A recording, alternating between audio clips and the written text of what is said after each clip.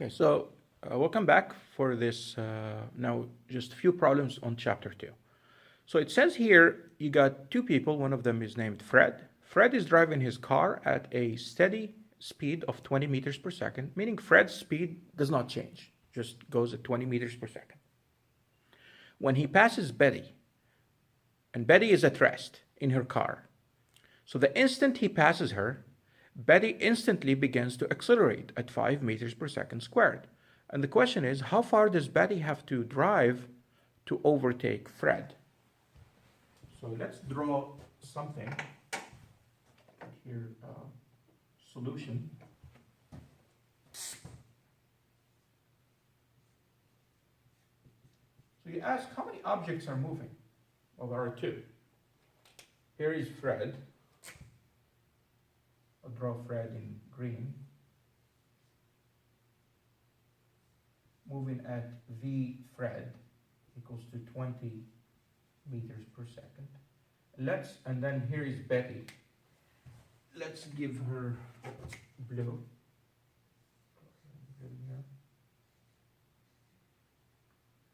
So v Fred, I don't have to specify v initial or v final because it's just constant.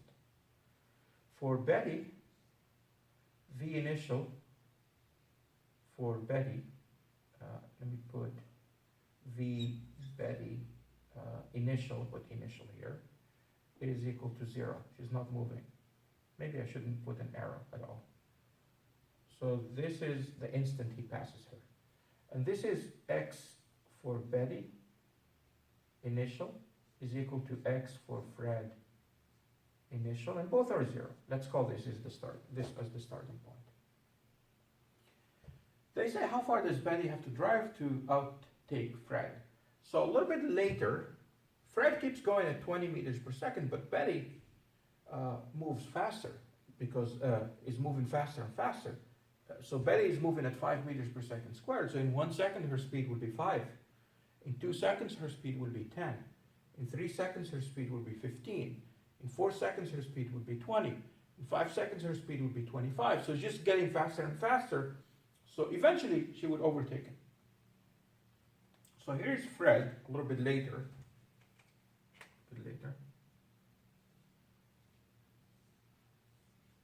And v Fred is still 20 meters per second. And for Betty, she will be here. She will overtake him.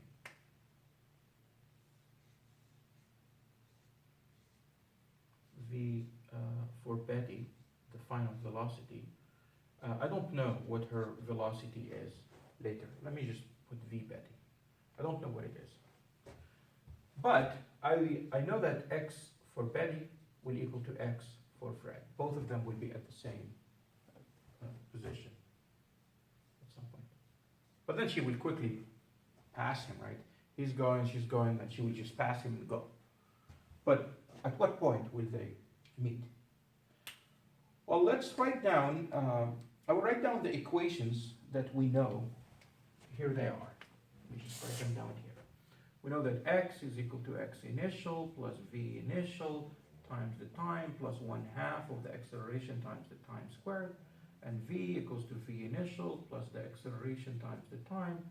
And v squared minus v initial squared equals to 2 times the acceleration times x final minus x initial. These are the equations for motion at constant acceleration. For Fred is not accelerating, meaning his acceleration is 0. We can still use those equations. So let's find out what the position for Fred is. So x for Fred, f for Fred, not final. Let me use this equation. It would be x initial for Fred.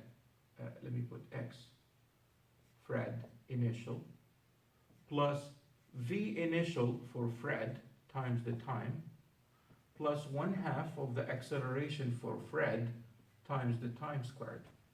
Again, Fred is not moving. Is not accelerating. So this part here is simply 0. So that part is 0 for Fred. So I get, and by the way, x initial for Fred is 0. So this one is also 0. So x for Fred at any time time later will be V initial for Fred, and V initial for Fred is 20 meters per second. But let me just leave it as V for Fred times the time. There is no reason to put V initial for Fred because it doesn't change, so I'll just keep it as V for Fred. You might be tempted to plug in 20, but let's just leave it in symbols for now. So this is for Fred. How about for Betty? I know that the position for Betty, I will use exactly the same equation here, but I will label this Betty. The position for Betty later is equal to X initial for Betty plus V initial for Betty times the time plus 1/2 of the acceleration for Betty times the time squared. The initial position for Betty is 0. It's the same as that of Fred. 0. The initial velocity for Betty, she starts from rest, so that's also 0.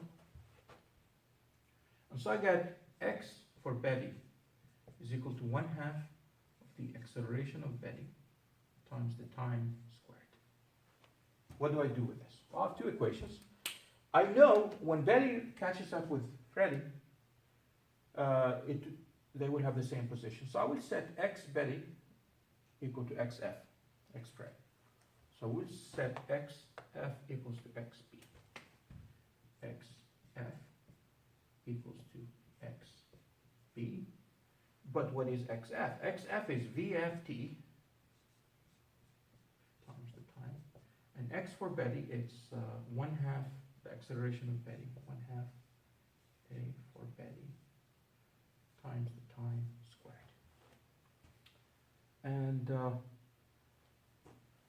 I know that they passed each other at t equal to 0. I'm interested in when they will pass again. So I know that t is not 0, so I will divide both sides by t, because t is not 0.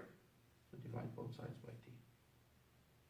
So you get, let me solve for t. You get t will be 2v Fred divided by the acceleration of Betty.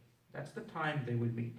Let's substitute the numbers. 2v for Fred is moving at 20 divided by the acceleration of Betty, which is what? Her acceleration is 5. Right? And so that's 20 times 2 is 40. 40 over 5 is 8 seconds. So after 8 seconds, she would catch up with Fred. So what's her position there? Where do they catch up? Well, you can plug in the time for the position. So you get X for Betty is equal to 1/2 the acceleration of Betty, which is 5, times 8 squared. 8 squared is 64. 64 over 2 is 32. And 32 over 5 is what? I'm sorry, 32 times 5 is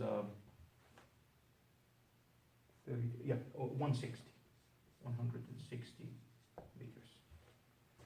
Or you can actually substitute in the equation for Freddie, because either one, they are equal to each other. You can verify that X for Fred is equal to V Fred, which is 20, times the time, which is, what did we say, 8? Yeah, that's much easier. 20 times 8 is 160 meters. So either way, it will work. All right? So that's that. All right, more problems in the next board. Let me move the camera here. So here we have an example of a sprinter. And the sprinter can accelerate with a constant acceleration for 4 seconds before reaching top speed. And then he can run the 100-meter dash in 10 seconds. And then what is his speed as he crosses the finish line? So let's try to draw something here. It's a good habit to always draw. Solution. First of all, how many objects are moving? You only have one person. You have to draw coordinates. We will draw the starting point to be the 0, and the ending point is 100. So here is my coordinate. I will just assume the runner goes on the x-axis. Right? This is the starting point, x initial equal to 0. And so the runner accelerates at first. So the runner is here. How do I draw a runner like that, right? And then, so V initial is 0 here. V initial is 0. The runner accelerates until here. He reaches top speed. As you know, the runner does not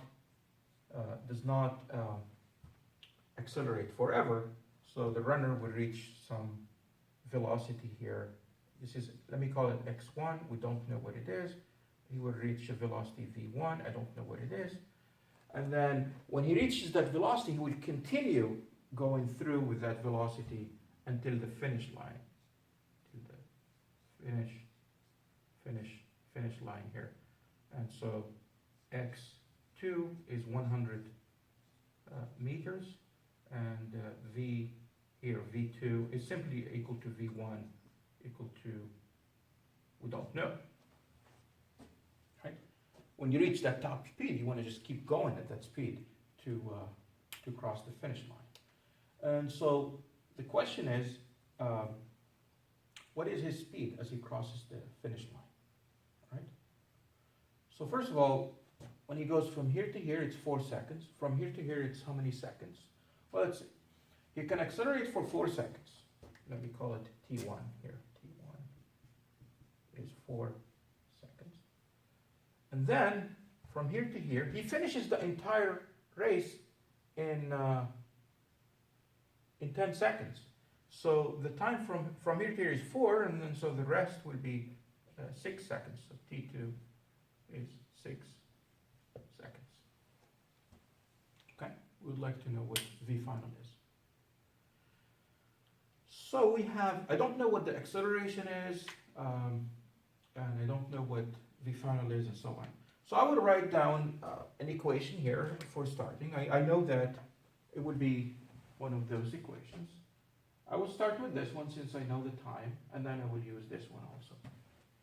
So first, I know that V1 will equal to V initial plus the acceleration.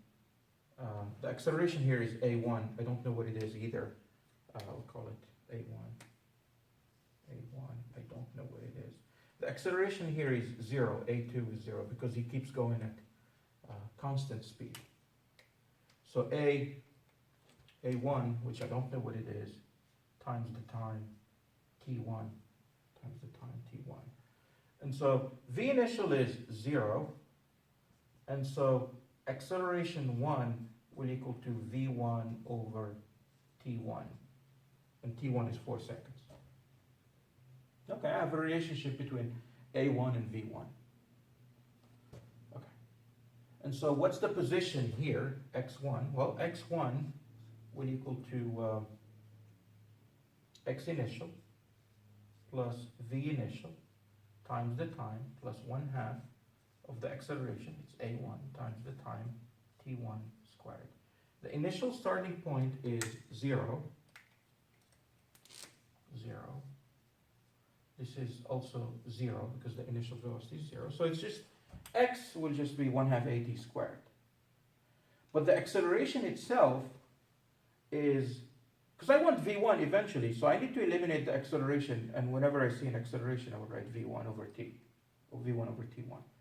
So I would have this equal to 1/2. The acceleration is V1 over T1, V1 over T1, and then times T1 squared. So the square will cancel with the T1 on the bottom. So simply then, x1 will equal to 1/2 of V1 times T1. Okay, that's what I get. Again, you might be tempted to substitute 4 for the time. Let's just not substitute at the moment, but let me box this, okay? Okay, so this gets us to here, and now I need to go from here to here.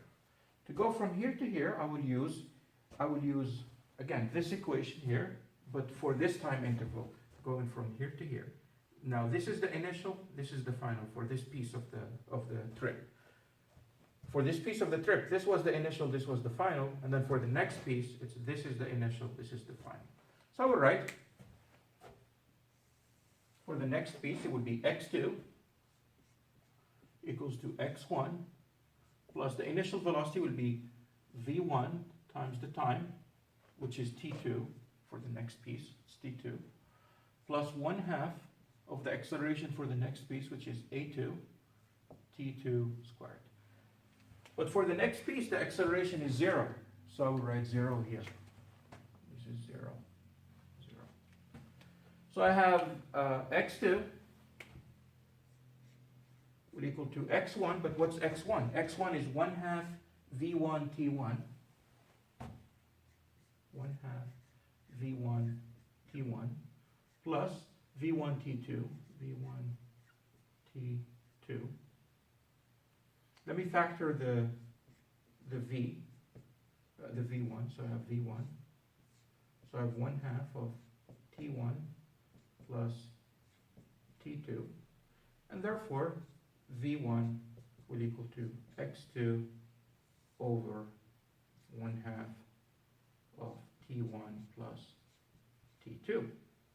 Now we can substitute the numbers.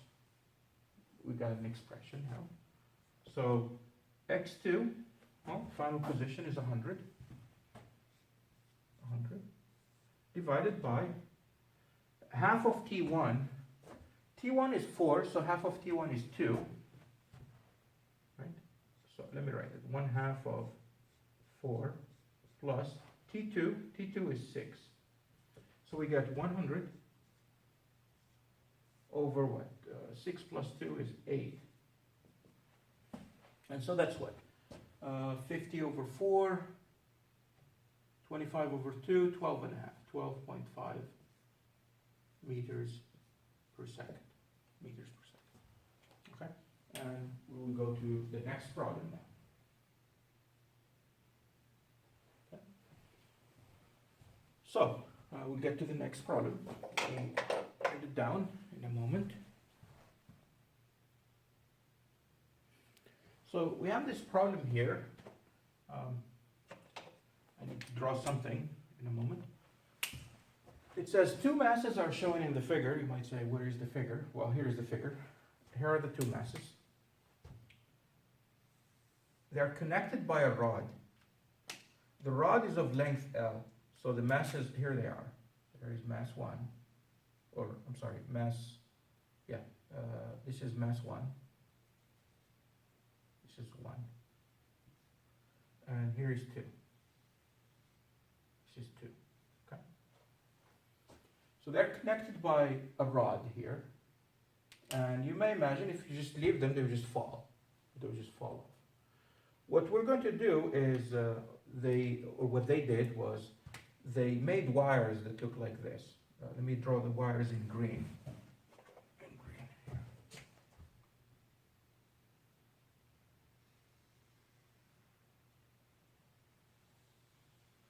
So the beads or the masses are stuck. So this mass can only fall along this wire that's along the y direction. And this mass can only slide, they can only move along these wires, like in the x direction. Can you imagine them? So you have two masses, here they are, they're connected by a rod, and they can move this way.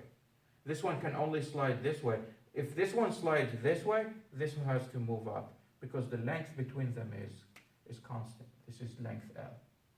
That's length L. Right? This is of length L.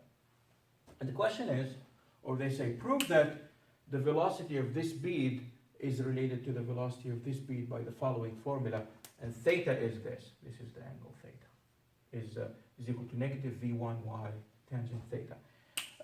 If you have done calc recently, like calc 1, you may remember related rates, and very similar approach to this. So solution.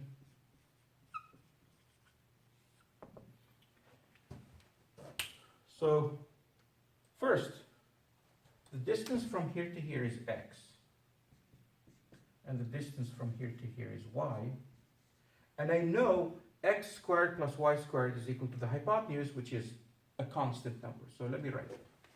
So I have x squared plus y squared is equal to L squared, right? that's that. And it's a constant. L is a constant. It's the length of the rod and it's fixed. So if I want the velocity along the x direction, I take the time derivative. So let's take the derivative with respect to time for both sides here. What's the derivative of x squared with respect to time? Well, first, let me write it down. So it's d dt of both sides. d dt of x squared plus d dt of y squared equals to d dt of L squared. L doesn't change with respect to time. It's fixed. So the right-hand side is simply 0. Now, what's the derivative of x squared with respect to t? Well, this is like a function. You're taking a derivative with respect to time, but you have to do the chain rule. It's like f of x, f of g of x. So you have to do df dg times dg dx. So this will be, you take the derivative with respect to x first, so you get 2x. And then times the derivative of the inside function with respect to t, so that gives you dx dt. Plus, derivative of this one, derivative with respect to y will give me 2y, but we're taking derivative with respect to time, so you get dy dt. dx dt is the velocity along the x direction, in which we call v2x, because mass 2 is moving along the x direction. So this is what we call v2x. And here I have 2x plus 2y, and this is what we call v1y equal to 0.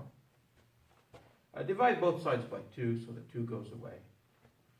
And move the y to the other side, so you get x v2x is equal to negative y v1y. And then divide both sides by x, so you get v2x equals to negative y over x v1y. And what is y over x? Opposite over adjacent is the tangent of the angle, so that's tangent theta. So you get v2x is minus, I'll put this part here, the tangent, later, tangent theta, and the v1y in front. And we get that, all right?